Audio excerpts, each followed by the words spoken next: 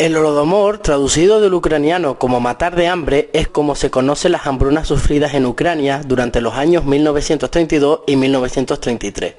A esta hambruna se le asigna este nombre ya que no se es considerada oficialmente una hambruna fortuita, sino que se le considera un acto de genocidio contra el pueblo ucraniano por parte del gobierno soviético. Pero, ¿qué hay de cierto en esta afirmación? ¿Realmente fue una hambruna provocada? Hoy venimos a hablar sobre esta cuestión. En primer lugar, debemos analizar cuáles fueron las primeras fuentes oficiales que empezaron a defender la existencia del Holodomor. Cuando analizamos la fuente principal, esto tiene su origen en el Ministerio de Propaganda de Joseph Goebbels, ministro de propaganda de Hitler. En el periódico Observador Nacional se publica en agosto de 1933. Las fotografías de hombres famélicos, es decir, de personas muy flacas debido a la hambruna, que utilizaron en el artículo para dar a conocer supuestamente el Holodomor, no eran de la hambruna de Ucrania, sino que eran de la hambruna que había sucedido en la guerra civil rusa. Es decir, sacaron de contexto una fotografía para echarle la culpa a Stalin de todo lo que estaba sucediendo. En la creación de este mito propagandístico participa también la Asociación Financiera, Industrial y Comercial Rusa, en el que se acusa al primer plan quinquenal de fracaso y afirma que en Ucrania se practicaba el canibalismo por falta de alimento. También se afirma que las cosechas ucranianas son mandadas a Moscavia, haciendo referencia a Moscú o al extranjero, y resulta contradictorio esta afirmación con la realidad, pues en 1933 el Partido Comunista Ucraniano había enviado una carta en la que se puede leer: las continuas lluvias de los últimos 10 días han ralentizado significativamente la madurez del trigo y la cogida de la cosecha en algunos coljos de ciertas regiones.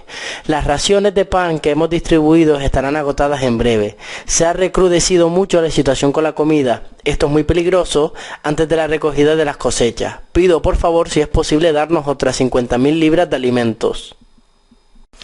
A lo que Stalin contesta: en lo rodeado, debemos hacerlo.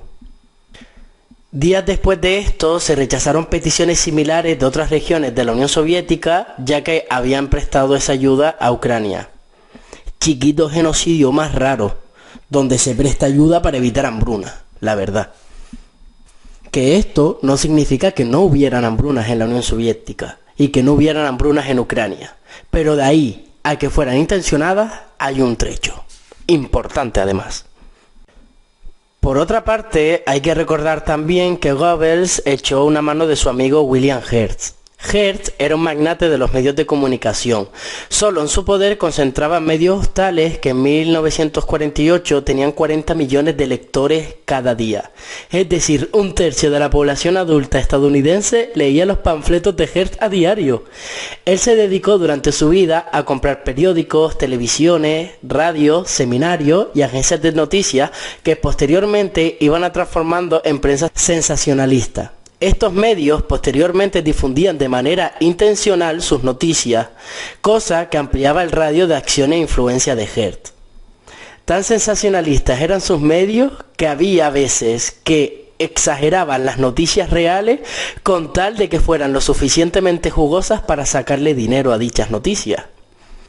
Usted se estará preguntando que qué tiene que ver Hertz con Goebbels y la Unión Soviética, qué relación hay. Pues muy sencillo, porque publicó en 1935 en el Chicago americano 6 millones de muertos por hambre en la Unión Soviética, refiriéndose obviamente al Holodomor. En definitiva, Norteamérica siendo Norteamérica, atacando al comunismo tanto con la verdad como con la mentira. Mayoritariamente con la mentira, claro está. Por otra parte, tenemos que hablar también de Thomas Walker, ya que era uno de los informantes de Hertz que supuestamente desde Ucrania enviaba fotografías y reportajes sobre la situación. ¿Por qué digo supuestamente? Porque más tarde el periodista canadiense Douglas mostraría que sus informaciones eran falsas. Es más, el tal Thomas Walker no solo no había estado en Ucrania, sino que además ni siquiera se llamaba así, ni era periodista, ni nada de nada. Quien realmente proporcionaba la teórica información era Robert, un prófugo estadounidense que al regreso admitió que nunca había pisado Ucrania. Chiquita información más fiable dan. Aunque, entonces, ¿de dónde sacaba Robert la información, reportajes y fotografías? Pues muy sencillo, se lo inventaba, lo falsificaba y gran parte de las fotografías que se presentaron en los aparatos propagandísticos de Hearst eran parte de las hambrunas provocadas en la Guerra Civil Rusa. Las imágenes y documentos reales firmados por M. Parrott nunca fueron publicadas ya que eran muy contrarias a la imagen que se pretendía crear. Tras la Segunda Guerra Mundial, con la Gestapo y el Ministerio de Propaganda nazi fuera del mapa, la CIA y el MI5 se encargaron de recoger todo el material utilizado por los nazis para difamar y atacar a la Unión Soviética. Qué raro, ¿no? Los norteamericanos utilizando información falsa para atacar a un enemigo. ¿De qué me sonará, verdad? China. Cuba. Entonces, si la hambruna no fue voluntaria, ¿por qué ocurrió dicha hambruna? Pues muy sencillo, porque la Unión Soviética cuando hicieron los koljos, es decir, la colectivización forzosa de las tierras, los kulak, los que eran grandes poseedores de las tierras, no querían desprenderse de sus propiedades. Por tanto, empezaron a prender fuego a las cosechas, empezaron a matar animales, empezaron a hacer ataques terroristas, a matar comunistas, etcétera, etcétera. Entonces, pues, debido a este tipo de ataques terroristas a la Unión Soviética, se generaron hambrunas, pero no era nada voluntario. Por otra parte, se desclasificaron las estadísticas soviéticas sobre cuánta gente murió realmente y podemos ver que hablar de millones y millones y millones y millones de muertos es un error garrafal. Podemos ver que en el año 1927 hubieron 525.000 muertos, en 1928 496.000 muertos, pero esto estamos hablando de cosas completamente naturales y que dentro de esta naturalidad puede haber hambrunas, seguramente, pero ¿qué será? 100.000 personas e incluso 500.000 personas, de ahí hablar de millones y millones y millones, solamente una mera exageración para atacar a la Unión Soviética. ¿Y por qué una vez que todo esto se desmontó y que sacaron los datos e incluso hicieron análisis objetivos de la realidad, seguían R que R con el Holodomor e incluso a día de hoy? Pues muy sencillo. A día de hoy porque a Estados Unidos le interesa atacar al comunismo y le interesa ahora como decir Putin es igual a Lenin, comunismo, no sé qué, no sé cuánto, guerra de Ucrania, papatín, patatán.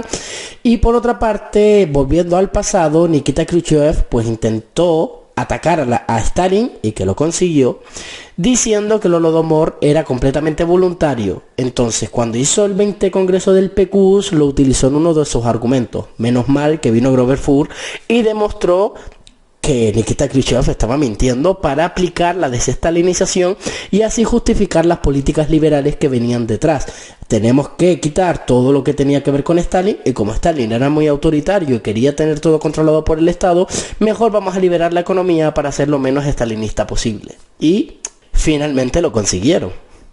En último lugar, habría que comentar varias cuestiones. Ya ha quedado claro y demostrado que el Holodomor no fue intencionado, pero se está comentando en algunos grupúsculos liberales que el Holodomor no fue intencionado, pero que por culpa de la hambruna la tiene Stalin, en parte por sus excesos con las represiones en Ucrania. ¿Cuánta verdad hay en estas afirmaciones? Como podemos ver en el texto de Stalin, se puede observar que desde el Comité Central del Partido Comunista de la Unión Soviética condenaban los excesos que se cometían en el campo, los tildaba de actos contrarrevolucionarios y que todo aquel que los cometiera serían destituidos de sus cargos. Por tanto, queda demostrado que los excesos tenían consecuencias. Ahora la pregunta que queda en el aire es la siguiente: ¿cuántos muertos han caído en dichos excesos? Observando los análisis de Víctor Shemskov, de Gabor y de Getty, se observa que en los Gulag solamente se mataba a un 3 o un 5%, una minoría. Y analizando las palabras de Anselmo Santos en La Razón Comunista, se dice que el 20% de los fusilados eran inocentes. Así que venga, vamos a poner el mínimo y el máximo, entre 1 y el 20%. Poniendo el máximo demostrable, el 20% inocente. Hablando del 20%, estamos hablando a lo mejor de unas 300.000 personas. Vale, 300.000 personas, es una pasada de personas. Pero teniendo en cuenta que había 100 millones de habitantes, es una completa minoría. Es decir, no se puede atacar a Stalin como genocida totalitario que mataba a todo el mundo, sino que estos son exageraciones de los enemigos del socialismo y que tenemos que atacar a dichos enemigos. Que sí, que yo también estoy de acuerdo que matar a inocentes es una barbaridad, por eso yo estoy en contra de la pena de muerte, pero el pasado hay que analizarlo desde la objetividad y no desde el ataque fortuito. Así que bueno, muchísimas gracias por llegar hasta aquí, sígueme en todas mis redes sociales, apóyame en Patreon y en PayPal para poder seguir haciendo este contenido. Un saludo y hasta la próxima. Y muchísimas gracias a todos aquellos que me han estado donando y que son ya Patreons. Un saludito, nos vemos.